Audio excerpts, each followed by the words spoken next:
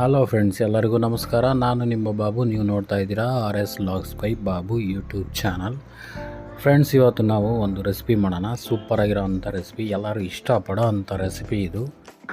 Friends, ಇದು ಯಾವ recipe ಅಂದರೆ ಪ್ರಾನ್ಸ್ ಬಿರಿಯಾನಿ. ಫ್ರೆಂಡ್ಸ್, ಇದು ಯಾವ ರೀತಿ ಮಾಡೋದು ಅಂತ ನೋಡೋಣ ಬನ್ನಿ. ಫ್ರೆಂಡ್ಸ್, ಅದಕ್ಕಿಂತ ಮುಂಚೆ ನೀವೇನಾದರೂ ನಮ್ಮ ಚಾನಲ್ಗೆ ಫಸ್ಟ್ ಟೈಮ್ ವಿಸಿಟ್ ಮಾಡಿದರೆ ಸಬ್ಸ್ಕ್ರೈಬ್ ಮಾಡ್ಕೊಳೋದು ಮಾತ್ರ ಮರಿಬೇಡಿ ಫ್ರೆಂಡ್ಸ್. ಬನ್ನಿ ಫ್ರೆಂಡ್ಸ್, ಯಾವ ರೀತಿ ಮಾಡೋದು ಅಂತ ನೋಡೋಣ. ಮೊದಲಿಗೆ ನಾವು ಅರ್ಧ kg ಪ್ರಾನ್ಸ್ ತಗೊಂಡು ಕ್ಲೀನ್ ಮಾಡ್ಕೊತಾ ಇದ್ದೀವಿ. ಫ್ರೆಂಡ್ಸ್, ಇದು ತುಂಬ ಹುಷಾರಾಗಿ ಕ್ಲೀನ್ ಮಾಡಬೇಕು. ಇದು ಮೇಲ್ಗಡೆ ಕರಳು ಥರ ಏನೋ ಇರುತ್ತೆ, ಅದನ್ನೆಲ್ಲ ನೀಟಾಗಿ ತೆಗೆದು ಕ್ಲೀನಾಗಿ ಕ್ಲೀನ್ ಮಾಡ್ಕೊಳ್ಳಿ. ನಾವು ನೋಡಿ ಕ್ಲೀನ್ ಮಾಡ್ಕೊಂಡಿದ್ದೀವಿ.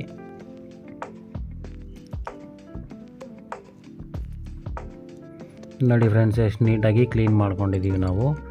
ಇದಕ್ಕೆ ಬೇಕಾಗಿರೋ ಅಂಥ ಇಂಗ್ರೀಡಿಯೆಂಟ್ಸು ನಾವು ಫಸ್ಟು ಫ್ರೈ ಮಾಡೋಕ್ಕೆ ಮಾತ್ರ ಯಾವ್ದ್ಯಾವುದು ಅಂತ ಈರುಳ್ಳಿ, ಟೊಮೊಟೊ, ಕೊತ್ತಂಬರಿ, ಪುದೀನ, ಸ್ವಲ್ಪ ಕರಿಬೇವು ಮಾತ್ರ ತೊಗೊಂಡಿದ್ದೀನಿ.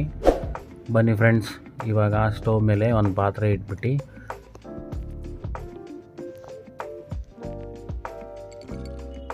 ಒಂದು 3 ಸ್ಪೂನಷ್ಟು ಎಣ್ಣೆ ಹಾಕ್ಕೊಳ್ಳೋಣ.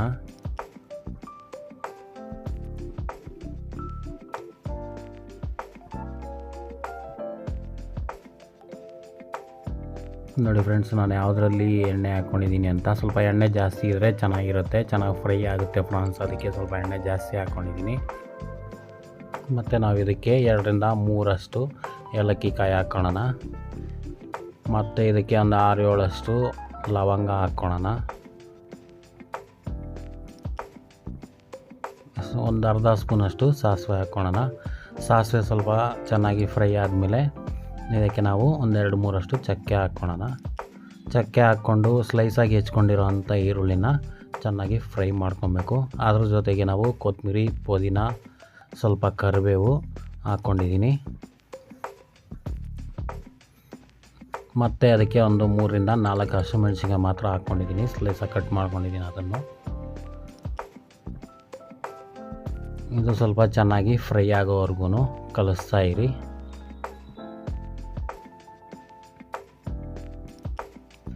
ಫ್ರೆಂಡ್ಸ್, ಪ್ರಾನ್ಸ್ ಬಿರಿಯಾನಿ ಮಾಡೋದು ತುಂಬ ಈಸಿನೇ, ತುಂಬ ಚೆನ್ನಾಗಿರುತ್ತೆ, ಟೇಸ್ಟಾಗೂ ಇರುತ್ತೆ. ವಿಡಿಯೋ ಮಾತ್ರ ಸ್ಕಿಪ್ ಮಾಡೋಕ್ಕೆ ಹೋಗ್ಬಿಡಿ, ಫುಲ್ ವಿಡಿಯೋ ನೋಡಿ. ನಿಮಗೆ ಚೆನ್ನಾಗಿ ಅರ್ಥ ಆಗುತ್ತೆ, ಹೇಗೆ ಮಾಡೋದು ಅಂತ ನೀಟಾಗಿ ಗೊತ್ತಾಗುತ್ತೆ. ಮತ್ತು ನಾವು ಇದಕ್ಕೆ ಚಿಟಿಕೆಯಷ್ಟು ಅರಿಶಿನ ಹಾಕ್ಕೊಳ್ಳೋಣ. ಮತ್ತು ನಾವು ಇದಕ್ಕೆ 2.5 ಸ್ಪೂನಷ್ಟು ಅಚ್ಚ ಖಾರದ ಪುಡಿ ಹಾಕ್ಕೊಳ್ತಾ ಇದ್ದೀನಿ. ಖಾರದ ಪುಡಿ ಫ್ರೆಂಡ್ಸ್, ನಿಮಗೆ ಖಾರ ಯಾವ ರೀತಿ ಬೇಕೋ ಆ ರೀತಿ ಹಾಕ್ಕೊಳ್ಳಿ. ಗರಂ ಮಸಾಲ 1 ಸ್ಪೂನ್ ಹಾಕ್ಕೊಳ್ತಾ ಇದ್ದೀನಿ. ಧನಿಯಾ ಪುಡಿ 1 ಸ್ಪೂನ್ ಹಾಕ್ಕೊಳ್ತಾ ಇದ್ದೀನಿ.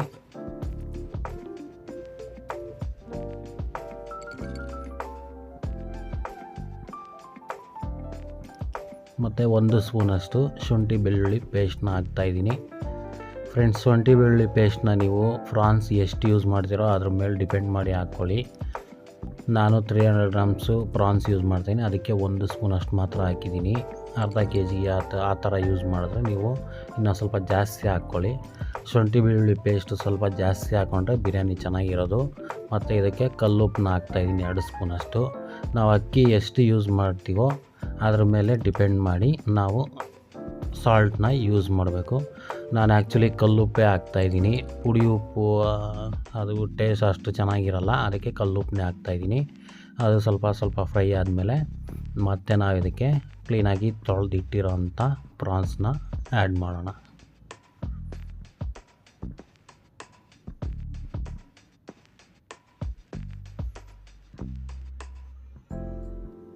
ಇದು ಅಷ್ಟೇ, ಒಂದು 5 to 10 ಮಿನಿಟ್ಸು ಕಲಿಸ್ತಾ ಇರಿ, ಚೆನ್ನಾಗಿ ಫ್ರೈ ಆಗಬೇಕು.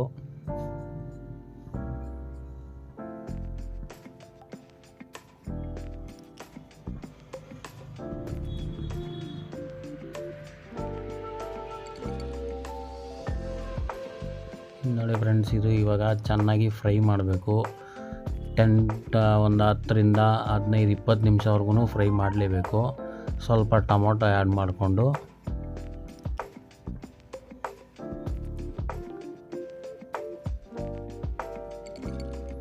ನೀಟಾಗಿ ಮಿಕ್ಸ್ ಮಾಡಿಕೊಂಡು ಇದು ಇವಾಗ ಮುಚ್ಚಳ ಕ್ಲೋಸ್ ಮಾಡಿಬಿಟ್ಟು ನಾವು ಒಂದು 15-20 ನಿಮಿಷವರೆಗೂ ಚೆನ್ನಾಗಿ ಫ್ರೈ ಮಾಡೋಕ್ಕೆ ಬಿಡೋಣ.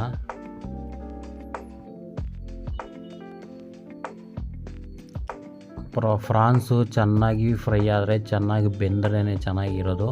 ಕ್ಲೋಸ್ ಮಾಡಿ ನಾನು ಒಂದು 20 ಮಿನಿಟ್ಸ್ ಬಿಡ್ತಾಯಿದ್ದೀನಿ. ನೀವು ಪ್ರಾನ್ಸ್ ಎಷ್ಟು ಹಾಕ್ತಿರೋ ಅದ್ರ ಮೇಲೆ ಡಿಪೆಂಡ್ ಮಾಡಿ ನೀವು ಟೈಮಿಂಗ್ಸ್ನ ನೀವು ನೋಡ್ಕೊಬೇಕು.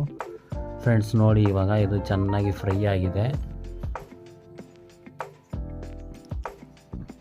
ಪ್ರಾನ್ಸ್ ಚೆನ್ನಾಗಿ ಬೆಂದಿರುತ್ತೆ ಇವಾಗ.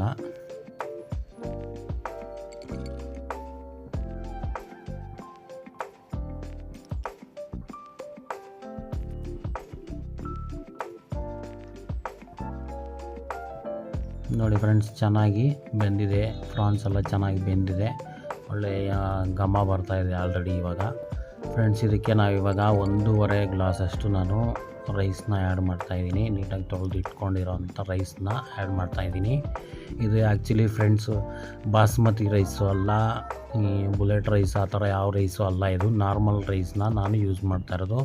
ಬಿರಿಯಾನಿ ಮಾಡ್ತಾ ಇರೋದೇ ಆ್ಯಕ್ಚುಲಿ ನಾರ್ಮಲ್ ರೈಸಲ್ಲಿ ಬಿರಿಯಾನಿ ಮಾಡಬೇಕು ಅಂತ ಮಾಡ್ತಾ ಇರೋದು.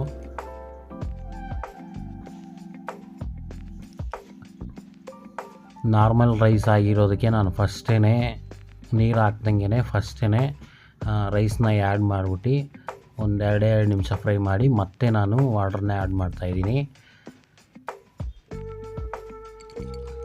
ಸೋನಾ ಮಸೂರಿ, ರಾ ರೈಸ್ ಆ ಥರ ರೈಸ್ ಆದರೆ, ನೀವು ಸ್ಟೀಮ್ ರೈಸ್ ಆ ಥರ ರೈಸ್ಗಳಾದರೆ ಫಸ್ಟು ವಾಟ್ರ್ ಹಾಕಿ ಮತ್ತೆ ರೈಸ್ನ ಆ್ಯಡ್ ಮಾಡಬೇಕು.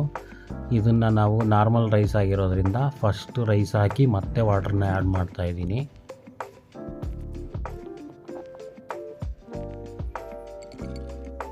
ನಾನು 1.5 ಲೋಟ ಅಷ್ಟು, 1.5 ಗ್ಲಾಸ್ ಅಷ್ಟು ರೈಸ್ಗೆ 4 ನಾನು ವಾಟ್ರನ್ನ ಆ್ಯಡ್ ಮಾಡ್ತಾಯಿದ್ದೀನಿ. ಯಾಕೆಂದರೆ ಕುಕ್ಕಿಂಗ್ ಟೈಮು ಜಾಸ್ತಿ ತೊಗೊಳುತ್ತೆ, ರೈಸ್ ಬೇಯೋಕ್ಕೆ ಟೈಮ್ ಜಾಸ್ತಿ ತೊಗೊಳುತ್ತೆ, ಮತ್ತು ದಮ್ ಕಟ್ಟಬೇಕು. ಅದರಿಂದ ಟೈಮಿಂಗ್ಸು ಜಾಸ್ತಿ ತೊಗೊಳುತ್ತೆ. ಅದರಿಂದ ನಾವು ನೀರನ್ನ ಸ್ವಲ್ಪ ಜಾಸ್ತಿನೇ ಹಾಕ್ಕೊಬೇಕು. ಆ್ಯಕ್ಚುಲಿ ಚೆಕ್ ಮಾಡ್ತಾ ಇರೋದು ನಾನಿವಾಗ ರೈಸು 80% ರೈಸ್ ಬೆಂದ ಮೇಲೆ ದಮ್ ಕಟ್ಟಬೇಕು. ನೋಡಿ ಫ್ರೆಂಡ್ಸ್, ಒಂದು 50% ಮಾತ್ರ ಬೆಂದಿದೆ ಇವಾಗ.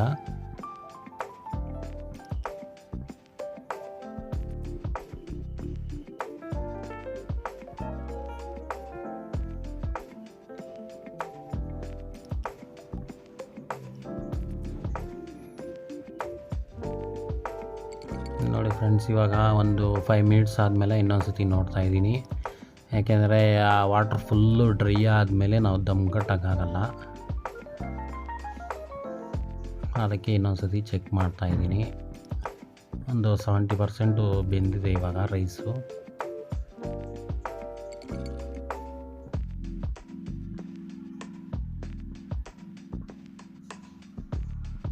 ನೋಡಿ ಫ್ರೆಂಡ್ಸ್, ಇವಾಗ 70%, 70-80% ಅಷ್ಟು ರೈಸ್ ಬೆಂದಿರೋದ್ರಿಂದ ನಾನು ದಮ್ ಕಟ್ಟೋಕ್ಕೆ ವೆಯ್ಟ್ ಇಕ್ತಾಯಿದ್ದೀನಿ.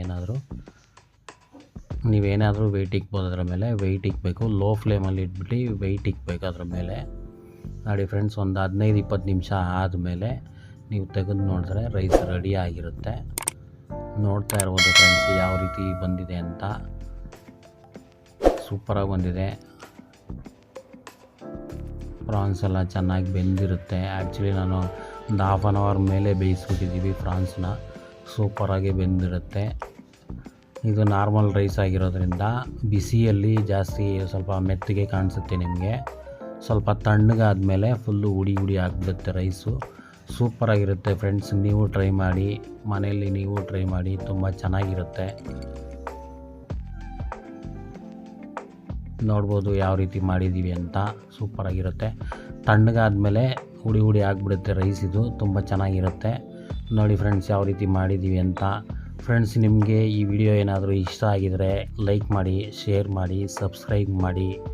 ನೀವು ಮನೆಯಲ್ಲಿ ಟ್ರೈ ಮಾಡಿದ್ಮೇಲೆ ಯಾವ ರೀತಿ ಟೇಸ್ಟ್ ಯಾವ ರೀತಿ ಬಂದಿದೆ ಅಂತ ನಮಗೆ ಕಾಮೆಂಟ್ ಮೂಲಕ ತಿಳಿಸಿ ಫ್ರೆಂಡ್ಸ್.